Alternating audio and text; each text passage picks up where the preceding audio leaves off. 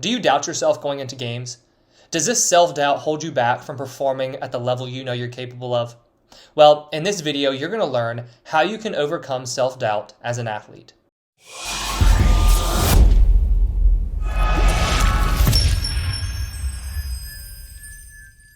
Hey there, I'm Eli Straw, mental game coach and founder of SuccessStartsWithin.com. If you're an athlete and you are struggling with self-doubt, this can be so devastating to your performances. You can have all the physical skills in the world, but if you continue to doubt yourself, that's only going to hold you back and keep you from reaching your potential. If you are struggling with self-doubt right now, I would imagine you're frustrated. You're frustrated because you put the time into training. You've seen yourself perform in practice, but for some reason during games, you continue to doubt yourself. This may also trickle into practices with your team, for example. You can feel this self-doubt when you're practicing around your coaches, where you don't normally feel this self-doubt if you're just going and practicing by yourself or maybe with your close friends. Self-doubt is one of those things that can be so frustrating because you often don't understand why do you have it in the first place. So before we go into how you can overcome self-doubt, let's dive into where does the self-doubt come from in the first place. The main reason you're going to struggle with self-doubt as an athlete has to do with low confidence. They're pretty much one and the same, where if you're doubting yourself, you're not going to be very confident. If you're not confident, you're going to doubt yourself. But in addition to this, there are a few key areas that we can point to where if you're focusing on these things, that's going to lead to even more self-doubt. Or if you've been experiencing this, that can also contribute to self-doubt. Number one is going to be outcome-oriented thinking. As an athlete, it's very natural to want to think about the outcome. The outcome being the score of the game, the outcome being your stats at the end of the year, the outcome even being what somebody else is going to think of you. But when you focus too much on the outcome, this can drive fear, this can drive anxiety, and it can also lead to self-doubt. When you're thinking too much about the outcome and you're worried about how am I going to perform, that opens a door to you wondering, am I going to perform well? And when you wonder, am I going to perform well, that's going to increase self-doubt. Another thing that can increase self-doubt is performance anxiety. I just said performance anxiety is caused a lot by outcome-oriented thinking. When you're struggling with this anxiety going into performances, your mind is thinking about what's going to happen. I hope this doesn't happen. I hope this does happen.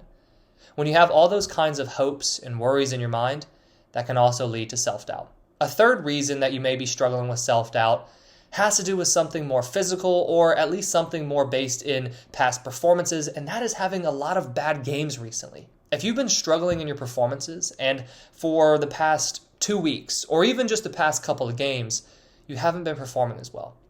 That's going to lead to self-doubt going into the next game. Because if you aren't seeing yourself succeed physically, you're not likely going to have as much confidence going into the next game.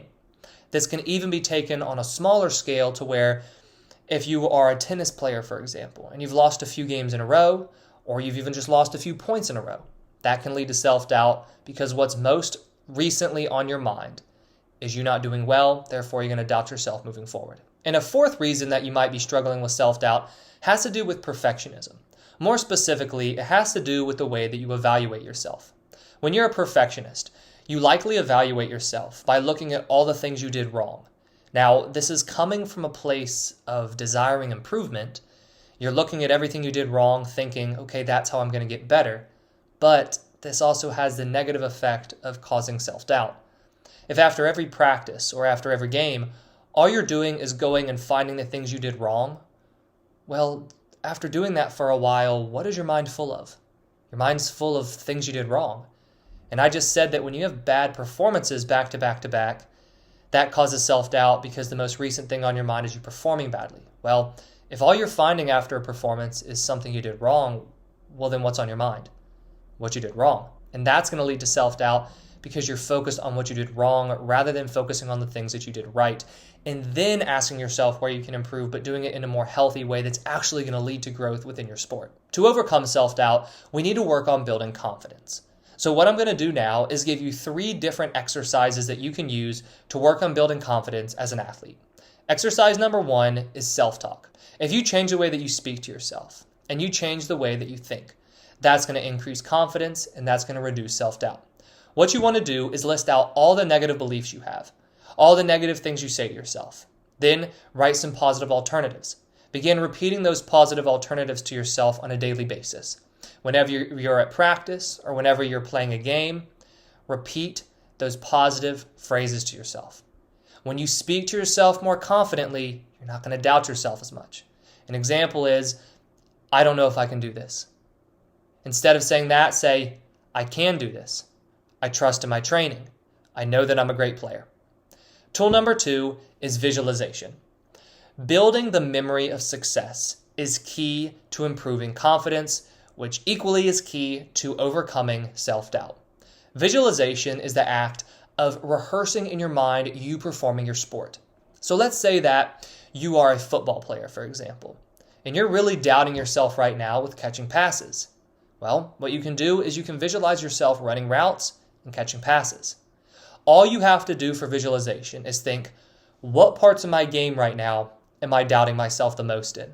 And then take those, and in the safety of your mind, where you're in your room, or maybe you're in the locker room, your living room, wherever, close your eyes, take a few deep breaths to relax, and then visualize yourself performing well. You do this over and over again, that's going to work to increase that memory of success and reduce your self-doubt. Tool number 3 is to change the way that you are evaluating your performances. This is a simple 2-question exercise that you can use after every practice, every game, and you can even use it on a smaller scale. I've recommended athletes I've worked with to use this between plays even, because it needs to be used on a consistent basis to reframe the way that you're seeing your performances. The questions are these. What did I do well? Where can I improve? Just like that. And in that order more specifically. What did I do well? Where can I improve? I promise, you can have the worst game of your life. There's still something you did well. Even if it's the tiniest little thing and you've really got to dig to find it, you can find something you did well. The reason it's important to first ask yourself, what did I do well? Is that is going to give you a more positive mindset. It's allowing you to see successes, which increases your confidence. Then it puts you in a best frame of mind to then look at, where can I improve? Not what did I do wrong? Why did I have such a crappy game? None of that.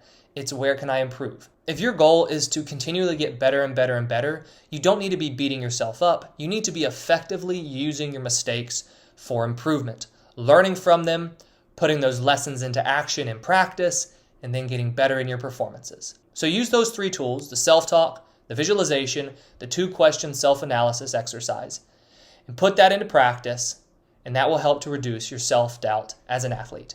Thank you for watching, and I wish you the best of success in all that you do. I hope you enjoyed this training. If you did, please hit that like button and subscribe if you haven't already.